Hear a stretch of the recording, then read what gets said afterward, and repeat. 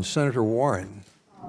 Thank you, Mr. Chairman. Mr. Azar, I'll get right to the point. Your resume reads like a how-to manual for profiting from government service. About a decade ago, you worked in government helping regulate the nation's most profitable drug companies. And when you left, you went straight through the revolving door and became an executive at Eli Lilly Company. Last year, they paid you about $3.5 million for doing that. Not bad. And now you want to go back through the revolving door and once again regulate the same drug companies, at least do it until you decide to go through the revolving door again. Now, I don't think private sector experience should disqualify anyone from serving, but I think the American people have a right to know that the person running HHS is looking out for them and not for their own bank account or for the profitability of their former and maybe future employers. So I have some questions along that line. The first is, do you agree that when a drug company lies about its products or defrauds taxpayers, it should be held accountable by the federal government? Of course. Good. Because right before you went to work for Eli Lilly, you worked at HHS while they helped the Justice Department with an investigation of Eli Lilly's drug Zyprexa. Now, Zyprexa was approved by the FDA to treat schizophrenia and bipolar disorder.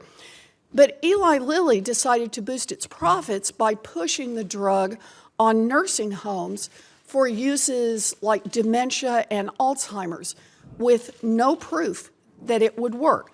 The word for that is fraud, and it costs the government and taxpayers billions of dollars. Eli Lilly was still under investigation when you left government service and went straight to work for Eli Lilly.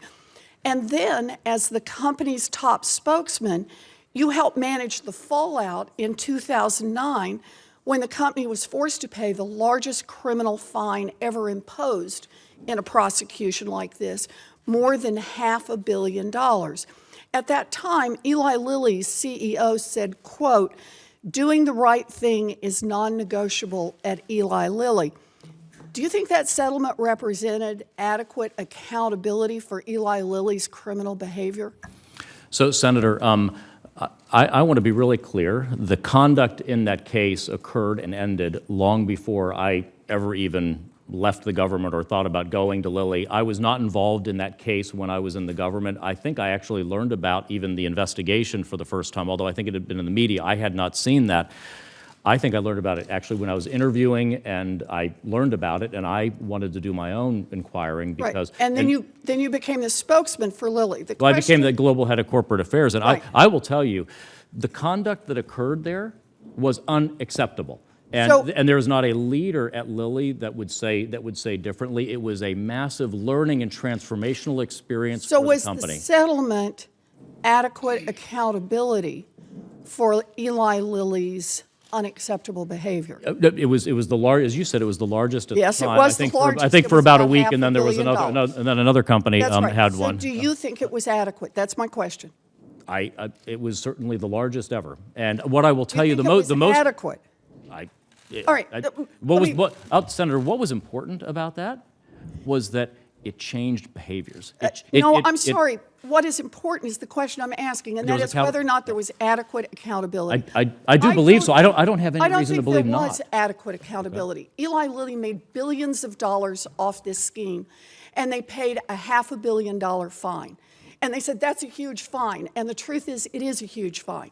But they made far more money than they actually paid out. And for me, that's just not adequate accountability. Your CEO, John Lechleiter, got to keep sleeping in his own bed at night.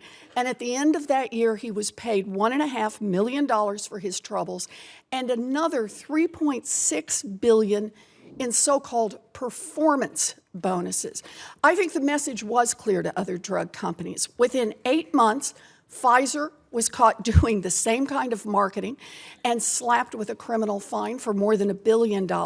Since then, there have been 4 more drug company settlements in excess of $1 billion. These settlements have become a cost of doing business for the drug companies. And as we speak, Eli Lilly is the subject of multiple lawsuits and investigations accusing the company of conspiring to illegally raise its prices of its insulin products. But we're supposed to believe that this time around, you're going to be willing to hold them accountable in a way that's going to make a difference. So let me ask you, do you think that the CEOs, like John Lechleiter, should be held personally accountable when drug companies like Eli Lilly break the law? So, Senator, there was a period of time where across the pharmaceutical industry there were various practices that then got resolved through litigation. And what I'm actually quite proud of is the fact that I was not there as I was not a general counsel. I did not negotiate the settlement of that case.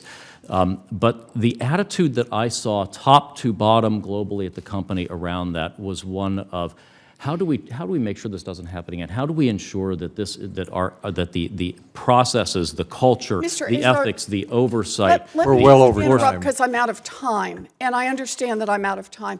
I just want to make it clear for the record. I asked the question about whether or not you think CEOs ought to be held accountable when the companies they are running break the law. I'm just trying to get a little accountability answer. If you have a yes or no answer, I'll take it.